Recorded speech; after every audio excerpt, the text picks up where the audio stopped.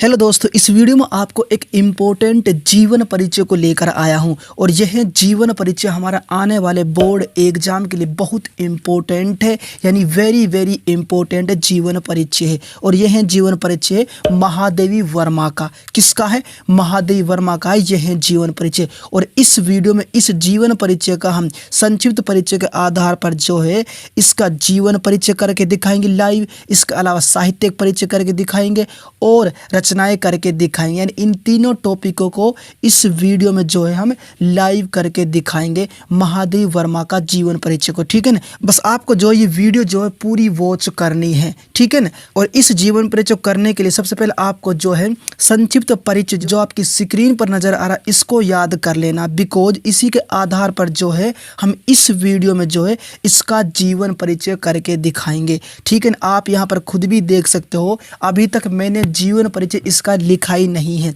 इसी के आधार पर यानी संक्षिप्त परिचय, इसी के आधार पर हम इसका जीवन परिचय करेंगे, लाइव करके दिखाएंगे, ठीक है ना। और शुरुआत हम इसका जो है जीवन परिचय करके दिखाएंगे। बट उससे पहले जो आपको यह है सूक्ष्म परिचय, जिसे हम संक्षिप्त परिचय के नाम से जानते हैं, इसको करना बहुत जरूरी है, बिकॉज इसी के आधार पर यह जीवन परिचय आपको मैं इस वीडियो में करके दिखाऊंगा। बस आपको इतना याद कर लेना है, ठीक है ना। अगर आपने यह जीवन परिचय सूक्ष्म जीवन परिचय याद कर ले तो डेफिनेटली आप जो है बोर्ड एग्जाम के पेपर में जीवन परिचय लिख सकते हो। जैसे कि यहाँ पर मैं लिख कर दिखाऊंगा। सबसे पहले आपको जीवन परिचय लिखना है, उसके बाद आपको हेडिंग डालनी है और उसके बाद आपको लिखना है। जैसे कि शुरुआत में इसके नाम, जन्म स्थान, इसको आपको लिखना है शुरुआत में, ठीक है। जैसे कि यहाँ पर मैं लिख कर दिखा रहा हूँ, महादेवी वर्मा का जन्म सन 1907 ईस्वी को फर्रुखाबाद उत्तर प्रदेश में हुआ था। यानी इसका जो जन्म जो है महादेवी वर्मा का जन्म सन 1907 ईस्वी में हुआ था और इसका जन्म फर्रुखाबाद उत्तर प्रदेश में इनका जन्म हुआ था। यहाँ तक क्लियर है। उसके बाद नेक्स्ट आपको क्या लिखना है? नेक्स्ट आपको सूक्ष्म परिचय में जो है इनके माता पिता का नाम लिखना है, इसी में से देखकर। जैसे कि यहाँ पर मैं लिखकर दिखाऊंगा। जैसे कि इनके पिता का नाम श्री गोविंद साहेब वर्मा था, जबकि इनकी माता का नाम था श्रीमती हेमरानी था इनकी माता का नाम। यानी इनके पिता का क्या नाम था? इनके पिता का नाम था गोविंद साहेब वर्मा, ठीक है। ये इनके पिता का नाम, जबकि इनकी माता का नाम यानी इनकी मदर का नाम था श्रीमती हेमरानी था इनकी माता का नाम, ठीक है ना। अब यहाँ पर इनके माता पिता भी लिख दिए। उसके बाद इसकी शिक्षा लिख देनी है जो आपको याद हो। अगर आपको इसकी शुरुआत की शिक्षा यानी कि प्रारंभिक शिक्षा आपको याद हो तो आप लिख सकते हो। अगर आपको याद नहीं है तो आप जो सूक्ष्म जीवन परिचय में जितनी इनकी शिक्षा लिखी हुई इतनी आप लिख सकते हैं जीवन परिचय में। मुझको तो इनकी जो है शुरुआत की शिक्षा यानी आरंभिक शिक्षा याद है, इसलिए मैं तो यहाँ पर लिख देता हूँ। जैसे कि इनकी आरंभिक शिक्षा इंदौर और उच्च शिक्षा इलाहाबाद में हुई थी। यानी इसकी शुरुआत की शिक्षा, इसकी प्रारंभिक शिक्षा जो है इंदौर में हुई और उच्च शिक्षा जो है इलाहाबाद में हुई थी इनकी शिक्षा, ठीक है। अगर आपको इसकी और शिक्षा याद है तो आप वे भी लिख सकते हो। अब यहाँ पर जो है MA, इसको भी आपको दर्शा देना। जैसे कि यहाँ पर मैं दर्शा देता हूँ, मैट्रिक से MA तक की सभी परीक्षाएं में हमेशा प्रथम आती रही थी। यानी जो महादेवी वर्मा जो है मैट्रिक से लेकर और MA तक जो है जितनी जो परीक्षाएं इसने दी थी सभी में जो है प्रथम आती रही थी महादेवी वर्मा, ठीक है। उसके बाद नेक्स्ट आता है निधन यानी इसकी मृत्यु। अब आपको इसको दर्शा देना है। जैसे कि यहाँ पर मैं लिख देता हूँ, इसी तरह आपको भी लिख देना है इसी के आधार पर। जैसे कि 11 सितंबर 1987 को इनका निधन हो गया। कब हुआ था? 11 सितंबर को। और सन 1987 ईस्वी को जो इनका निधन हो गया था महादेवी वर्मा का। अब यहाँ पर जो है सूक्ष्म जीवन परिचय यानी जो संक्षिप्त परिचय, इसी के आधार पर इसका जो है जीवन परिचय सरल तरीके से और शॉर्ट तरीके से मैंने यहाँ पर लिख दिया, आपको लाइव करके दिखा दिया है। अब यहाँ पर इसका पहला टॉपिक जीवन परिचय कंप्लीट हो जाता है, ठीक है ना। उसके बाद हम इसके सेकंड टॉपिक की तरफ चलते हैं और वह टॉपिक है साहित्यिक परिचय।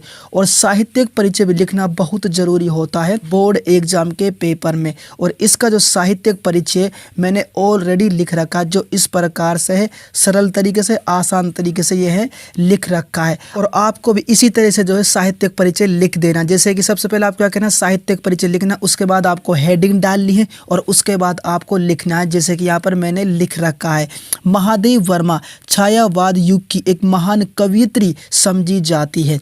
यानी जो महादेव वर्मा जो है छायावाद युग के जितने भी जो कवि हैं या फिर कवयित्री, उनमें सभी में जो है एक महत्वपूर्ण कवयित्री समझी जाती है, महान कवयित्री समझी जाती है महादेव वर्मा।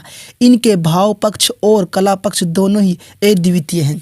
यानी इनके जो भाव पक्ष है महादेव वर्मा के, इसके अलावा जो है कला पक्ष दोनों ही जो है अद्वितीय है, यानी इनकी कोई सीमा नहीं, बेमिसाल है। ठीक है।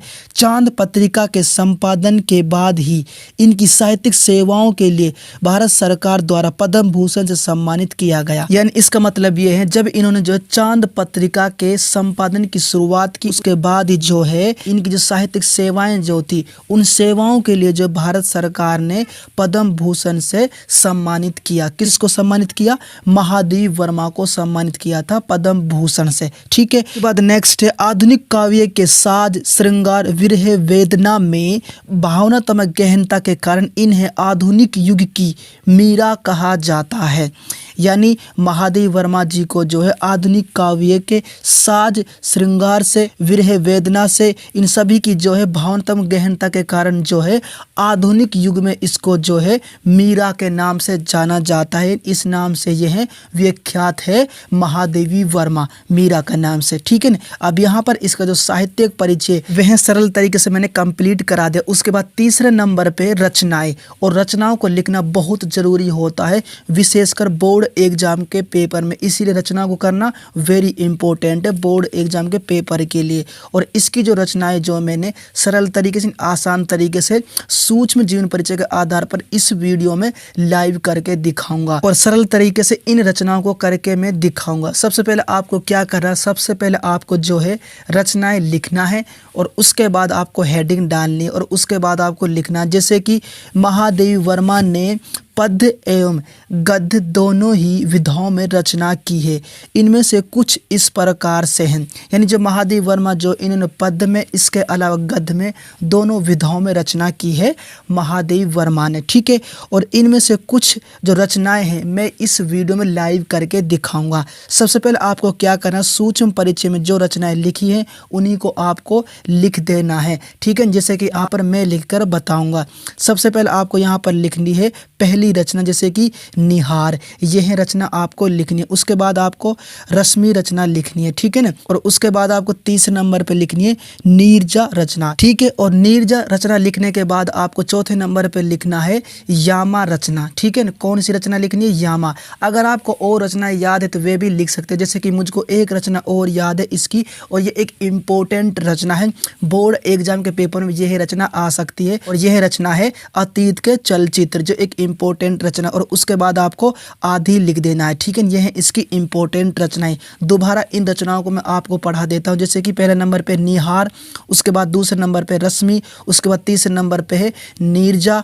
ठीक है। और उसके बाद चौथे नंबर पे है यामा रचना। ठीक है ना। उसके बाद पांचवें नंबर पे अतीत के चलचित्र, उसके बाद आपको आदि लगा देना है। ठीक है ना। अब यहाँ पर इसका सूक्ष्म परिचय के आधार पर इसकी रचनाएं भी यहाँ पर मैंने कंप्लीट करा दी। इवन इसका यहाँ पर जो है जीवन परिचय पहला नंबर पे, दूसरे नंबर पर साहित्यिक परिचय, तीसरे नंबर पर रचनाएं, तीनों टॉपिक जो है संक्षिप्त परिचय यानी सूक्ष्म परिचय के आधार पर मैंने सरल तरीके से, आसान तरीके से कंप्लीट करा दी। इसी तरह का अगर आपको सरल तरीके से, आसान तरीके से और जीवन परिचय चाहिए तो वीडियो के नीचे डिस्क्रिप्शन में उनका लिंक मिल जाएगा, वहां पर जाकर आप देख सकते हो। और इसके अलावा अगर आपको छंद, रस, अलंकार, इस तरह की वीडियो भी चाहिए तो वे भी जो है वीडियो के नीचे डिस्क्रिप्शन में लिंक मिल जाएगा, वहां पर आपको मिल जाएंगे।